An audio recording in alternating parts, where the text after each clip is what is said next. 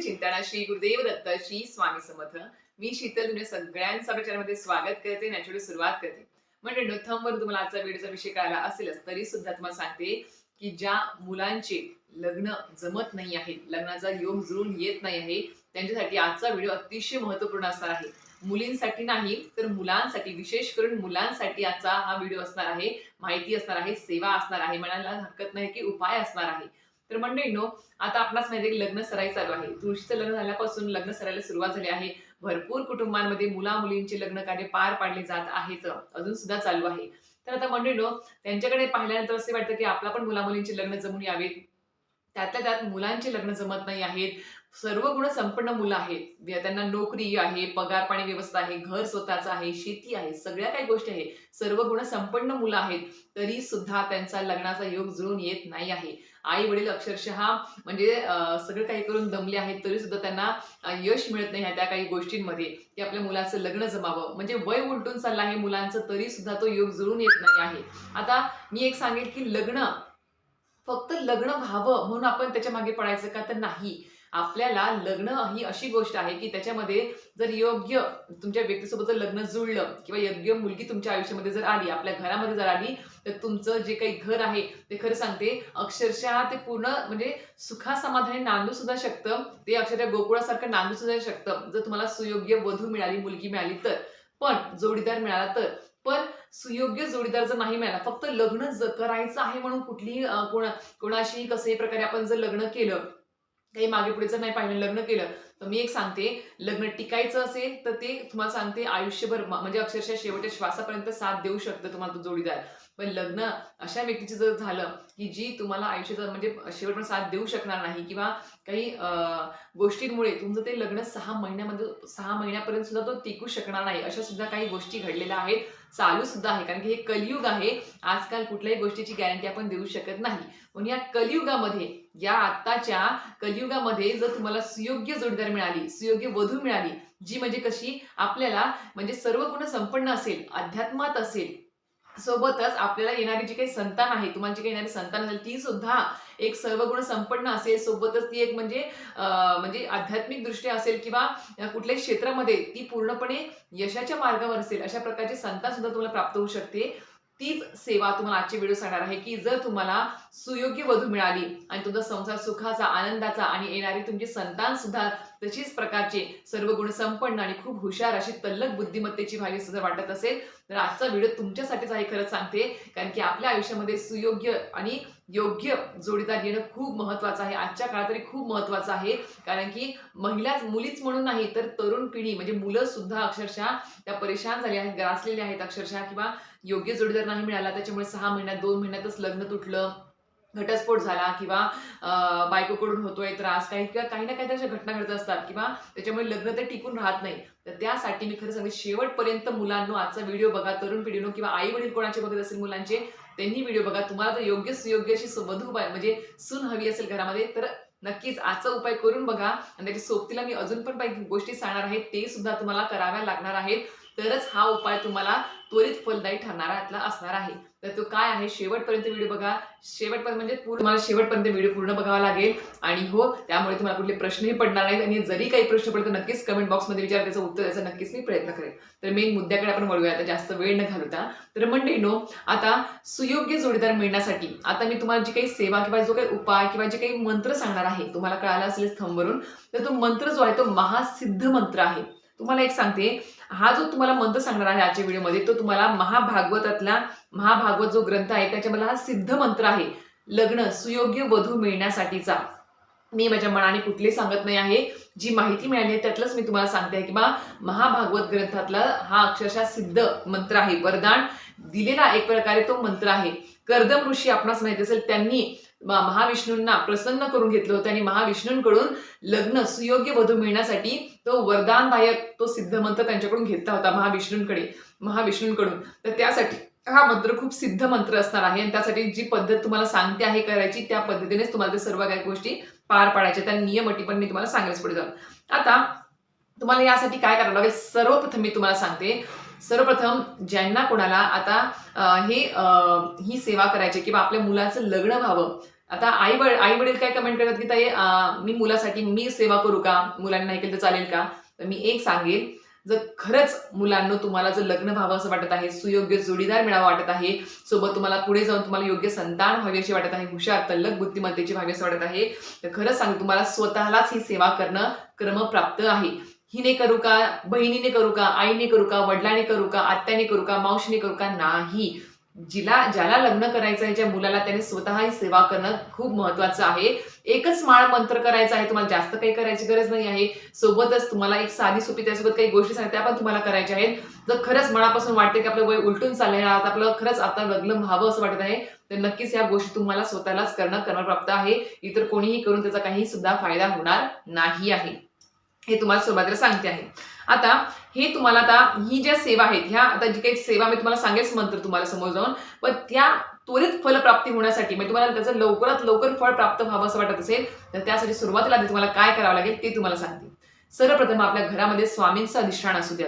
तुमचे कुठलेही इष्टगुरु असू दे, तुम्ही कुठल्याही तरी एखाद्या गुरूंना एखाद्या महापुरुषांना तुम्ही गुरु मांडला असेल, त्यांचं अधिष्ठान घरामध्ये असू द्या. अध्यात्म घरामध्ये असणं खूप महत्वाचं आहे. स्वामींचं अधिष्ठान तुम्ही घरामध्ये अगोदर करा. रोज नित्य सेवा 11 माळी श्री स्वामी समर्थ जप, स्वामी चरित्र 3 अध्याय रोज, पंचमहायज्ञ, 1 माळ गायत्री मंत्र, 1 माळ 99 मंत्र, कुलदेवी कुलदेवतांचा कुळाचार हा आपल्या घरात पार पाडला पाहिजे.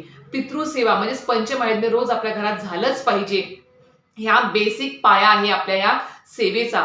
जर परमपूज्य गुरुमानवांनी सांगितलंय की जी व्यक्ती नित्य सेवा रोज खंड न पडता करते, पंचमहायज्ञ रोज करते, घरामध्ये कुळाचार म्हणजेच आपली कुलदेवी आणि कुलदेवतांचा मान सन्मान, कुळाचार, त्यांचं मंत्र स्तोत्र जो पठण करतो, कुळाचार पार पाडतो, सोबतच आपल्या घरामध्ये म्हणतात ना किंवा पितृसेवा जी आहे ती पण व्यवस्थित पार पाडतो, त्या घरामध्ये तुम्ही इतर जे काही उपाय तोडगे करतात, मग तुमचे ते लक्ष्मी प्राप्तीचे असू दे, संतान प्राप्तीचे असू दे, कर्ज फेडण्याचे असू दे किंवा विवाह कार्याचे असू दे किंवा नोकरी विषयक असू दे, तर ते सगळं काही त्वरित फलप्राप्ती तुम्हाला त्याची होत असते. म्हणून सांगते की आधी बेसिक पाया पक्का करा आपला, त्याच्याशिवाय तुम्हाला काही सुद्धा आयुष्यामध्ये लवकर मिळणार नाही आहे. मग तुम्हाला वेळ लागेल ह्या सेवेने, तुम्हाला खरं सांगते. मग म्हणताल की तुम्ही ताई आम्ही खूप महिने करतो आहे, रोज करतोय, पण आम्हाला यश मिळत नाही. त्याचा मेन पाया जो आहे तो जर तुम्ही मजबूत केला तुमच्या सेवेचा, नित्य सेवेचा, पंचमहायज्ञाचा आणि कुळाचाराचा, तर नक्कीच तुमच्या सर्व उपाय तोडगे तुमचे त्वरित तुम्हाला फळ देणारे ठरू शकणार आहे. हे तुम्हाला सांगितलं आहे. त्यानंतर तुम्हाला मंत्र सांगते, कुठला मंत्र आहे तुम्हाला इथे मी टिप सुद्धा करून देईल. तर तुम्हाला एक माळ, तो दिव्य मंत्र आहे, मी परत सांगते आहे, कर्दम ऋषींनी रचलेला सिद्ध दिव्य मंत्र आहे, म्हणून सांगते तुम्हाला. तो जो मंत्र आहे तो थोडा हिंदीमध्ये आहे तो मंत्र आणि थोडासा मोठा आहे, पण तुम्हाला एकच माळ करायचा, जास्त नाही. तुळशीच्या माळ्यावर तुम्हाला एक एक मणी माळ जप करतो ना, त्याच्यावर तुम्हाला हा मंत्र जप करायचा आहे, एक माळ पूर्ण. तर तो मंत्र असा आहे की तथास चाहम परिबोडू काम, समान शिलाग्रम ग्रह मेद धेनुम, उपयबाण मूल मशेष मूल मधुराशय, काम दुधांग्री पश्य. असा हा हिंदी मंत्र आहे. थोडासा बोलायला अवघड, सावकाश म्हणा. तुम्हाला ज्यावेळेस दिवसभरामध्ये मुलांना वेळ मिळेल, तुम्हाला कामावरून जॉबवरून आल्यावरती किंवा सकाळी त्यावेळेस शांत एका कागदावर लिहून घ्या, समोर ठेवा आणि हळूहळू म्हणा. काही हरकत नाही, काही घाई नाही, फक्त एकच माळ तुम्हाला करायची आहे, म्हणून सांगते आहे. आणि हा एक माळ मंत्र जप केल्यानंतर तुम्हाला काय करायचं, प्रत्येक मुलाला हळदीचा टिळा स्वतःच्या कपाळी लावायचा आहे. परत सांगते, ही एक माळ आपलं देवघर जिथे आहे, स्वामींचं अधिष्ठान जिथे आहे, त्या देवघरासमोर सुचिरभूत कपडे घालायचे, स्वच्छ कपडे घालून आसनावरती बसायचं आहे, धूप दीप लावून घ्यायचा आहे. त्याच्या समोर तुम्हाला कागदावर हा एक मंत्र लिहून घ्यायचा आहे, तो समोर तिथे, आणि तो मंत्र लिहून ठेवायचा समोर. आणि तुम्हाला एक माळ, तुळशीच्या माळात तुम्हाला हा मंत्र जप करायचा आहे. आणि त्याच्यानंतर मंत्र जप झाला की तुम्हाला हळदीचा टिळा, हळद असते त्याचा टिळा तुम्हाला कपाळी लावायचा आहे. मुलांना दिवसभर तो टिळा तुमच्या कपाळी असलाच पाहिजे तो. अशा प्रकारे तुम्हाला करायचा आहे. आता हा मंत्र जो आहे तो एवढा सिद्ध मंत्र कसा आहे, याने आपलं लग्न कसं काय जमू शकतं, त्याच्यावर तुम्हाला मी थोडक्यात माहिती सांगते. तर कर्दम ऋषींनी ठाकूर म्हणजे भगवान विष्णू प्रसन्न झाल्यानंतर, म्हणजे कर्दम ऋषींना भगवान विष्णू प्रसन्न झाल्यानंतर त्यांनी कर्दम ऋषींना सुयोग्य देवभक्ती करणारी पत्नी मला मिळावी म्हणून मागितलेले हे मंत्ररूपी वरदान आहे. हा मंत्र साधा सुद्धा नाही आहे. कर्दम ऋषींनी स्वतःचं लग्न जमण्यासाठी, परत सोबत फक्त लग्न जमण्यासाठीच नाही, तर सुयोग्य देवभक्ती करणारी पत्नी मला मिळावी म्हणून मागितलेला हा मंत्ररूपी सिद्ध मंत्र आहे, वरदान दिलेला मंत्र आहे भगवान विष्णूंनी, म्हणून हा मंत्र तेवढा खूप जास्त प्रभावी आहे. सोबत या मंत्राचा अर्थ काय आहे, तुम्ही म्हणता की हा मंत्र तर मी पठण करतोय रोज, एक एक माळ करतो, पण याचा अर्थ काय आहे नेमका, ते अर्थ पण मी तुम्हाला सांगते, जास्त काळजी करू नका.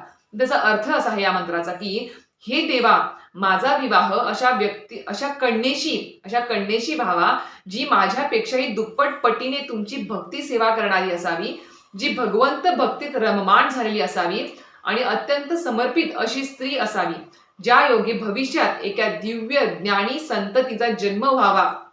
तसेच झाले की आणि तसंच पण झालं. हा जो मंत्र तुम्हाला सांगितला अर्थ तुम्हाला कळाला असेल, की दिव्य ज्ञानी तुम्हाला संतती सुद्धा प्राप्त होणार आहे. या मंत्राचा तुम्ही नित्यनेमाने जर जप केला लग्न जमेपर्यंत, सुयोग्य पत्नी मिळेल, आध्यात्मिक मिळेल, सोबत तुम्हाला जी तिच्यापासून संतती प्राप्त होईल ती संतती सुद्धा तुम्हाला सुयोग्य आणि सोबत दिव्य ज्ञानी अशी तुम्हाला ती प्राप्त होणार आहे संतती.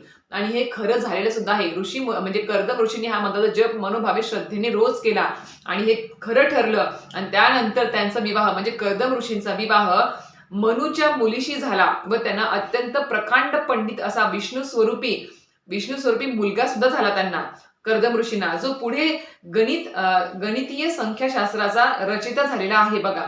आणि त्याचे नाव कपिल मुनी आहे. हे तुम्हाला कुठेतरी बघा, तुम्ही सर्च करा, वाटलं तर तुम्हाला हे मिळेल की कपिल मुनी जे होते गणितीय संख्याशास्त्राचे रचयिते होते. म्हणून तुम्हाला सांगते की अशी तुम्हाला दिव्य ज्ञान संतती सुद्धा तुम्हाला प्राप्त होऊ शकते. म्हणून हा मंत्र खूप जास्त प्रभावी आहे.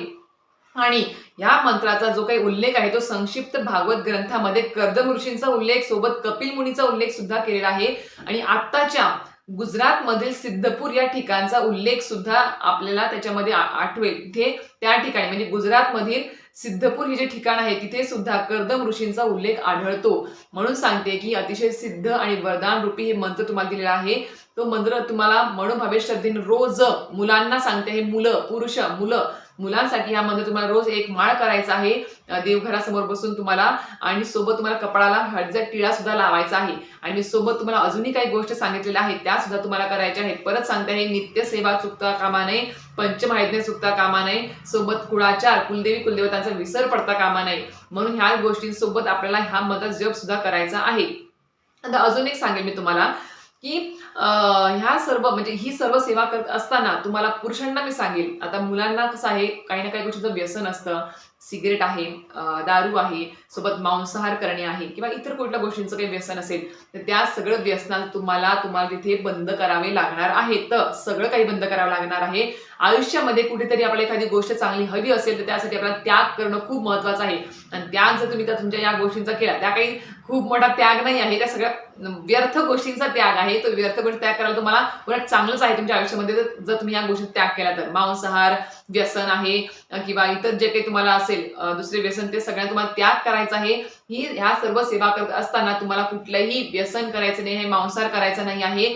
फक्त घरामध्ये समजा घरातल्या तुमच्या आईंना, बहिणीला, कोणाला जर तुम्हाला मासिक धर्म आला, घरातल्या मुली ज्या ज्यांच्या हातचं तुम्ही खात आहात अन्न, जे काही जेवण जेवत आहात घरामध्ये, आई असेल, बहीण असेल, वहिनी असेल, त्यांना जर मासिक धर्म वगैरे जर आला तर तुम्हाला सेवा थांबावी लागेल. कारण की तुम्हाला त्यांच्या हातचं अन्न खावं लागतंय. म्हणून तुम्ही सेवा तेवढे दिवस थांबवायची, 5 दिवस, नंतर तुम्ही कंटिन्यू करू शकता. सोबत अजून गोष्ट, घरामध्ये बिटाळ सुतक पडलं तर तुम्हाला ही सेवा थांबायची आहे, परत तुम्ही ही सेवा करायची आहे. संकल्पयुक्त तुम्ही जर ही सेवा करणार असाल तर तुम्हाला खरं सांगते आहे, जर संकल्पयुक्त सेवा असेल तर मासिक धर्म जर घरात स्त्रियांना आला तर तुम्हाला थांबावं लागेल 5 दिवस, तुम्ही कंटिन्यू करू शकता तेवढे नंतर. पण संकल्पयुक्त सेवा चालू असताना जर तुम्हाला म्हणजे आता तुम्ही अशा पद्धतीने साधी न संकल्पयुक्त सुद्धा सेवा करू शकता तुम्ही, काही हरकत नाही. पण संकल्पयुक्त सेवा जर केली तर काय होईल, सुतक विटाळमध्ये जर पडलं ही सेवा चालू असताना तुम्हाला परत संकल्प सोडून परत सेवेला सुरुवात करावी लागते सुतक विटाळ फेटल्यावर. म्हणून सांगते, एक संकल्पयुक्त करू नका. इच्छा असेल तर करू शकता, जर नाही केलं तरी सुद्धा चालणार आहे, तरी सुद्धा तुम्हाला फलप्राप्ती होईल. फक्त आणि फक्त कुठलीही सेवा करत असताना, कुठली छोटी मोठी काही असू देत, फक्त तुमची श्रद्धा महत्वाची आहे, भक्ती महत्वाची आहे. तुम्ही त्याच्यावर विश्वास ठेवला पाहिजे की नाही या गोष्टीने किंवा या सेवेने मला फरक पडणार आहे आणि नक्कीच मला याच्यामध्ये यश मिळणार आहे, हे तुम्हाला तुमच्या मनामध्ये आणि तुमच्या डोक्यामध्ये रुजवलं पाहिजे, तरच तुम्हाला त्याच्यामध्ये यश मिळणार आहे. नाहीतर तुम्ही आम्ही सांगतोय म्हणून तुम्ही फक्त करणार आणि तुमच्या मनामध्ये कुठेतरी शंकेचं पाल चुकणार ना की नाही, खरंच याने फरक पडेल का, खरंच याने होईल का, मग तिथेच तुम्ही समजून ना की आपल्या कामाला तर उशीर होणार आहे, आपलं काम काही होणार नाही आहे लवकर. कारण की तेच बघत असतात आपले स्वामी महाराज की तुमचा किती विश्वास आहे त्या सेवेवरती, किती तुम्ही समर्पित पणे ती सेवा करता, की तुम्हाला त्या गोष्टीची गरज आहे, तुम्ही पूर्ण समर्पण होऊन तुम्ही श्रद्धा विश्वास ठेवून ती सेवा करत आहात. हे जास्त महत्वाचं आहे आणि ते तुम्हाला करायचंच आहे. सगळे काही चिंता स्वामींवर सोडून द्या. ते सगळं काही बघून घेतील. विष्णू महाराजांमध्ये सोडून द्या. सगळं काही बघून घेतील. फक्त तुम्ही मनोभावे श्रद्धेने रोज निस्वार्थपणे ही सेवा करा. तुम्हाला सांगितले. आणि अजून एक गोष्ट, ही सेवा चालू असताना किंवा स्वामी सेवा किंवा ही सेवा चालू असताना परान्न सुद्धा वर्ज्य करायचं आहे. कोणाच्याही घरचं, कोणाच्याही घरातल्या व्यक्तींना सोडून बाहेरच्या कोणाचंही अन्न तुम्हाला खायचं नाही आहे. कारण की परान्न खाल्ल्यानेच तुमची सर्व सेवा ही परत शून्यावर येत असते. परत तुम्हाला ते सगळं काही सुरुवातीला सुरुवात करावी लागते. म्हणून सांगते की परान्न वर्ज्य करा. होईल तेवढं वर्ज्य करा. परान्न खाऊ नका. आता ह्या सर्व तुम्हाला गोष्टी सांगितल्या आहेत. नियम अटी पण सांगितल्या आहेत. नक्कीच मनोभावे श्रद्धेने ही सेवा करा. मी तुम्हाला व्हिडिओमध्ये हा मंत्र पीप नक्कीच करून देईन. या कागदावरती लिहून घ्या आणि मनोभावे श्रद्धेने ह्या मंत्राची एक माळ रोज करत चला आणि सोबत स्वामींची सेवा सुद्धा करत चला. तर अशा प्रकारे तुम्हाला आजचा व्हिडिओ माहिती आवडली तर नक्कीच व्हिडिओ लाईक, शेअर आणि सबस्क्राईब करायला विसरू नका. श्री स्वामी समर्थ.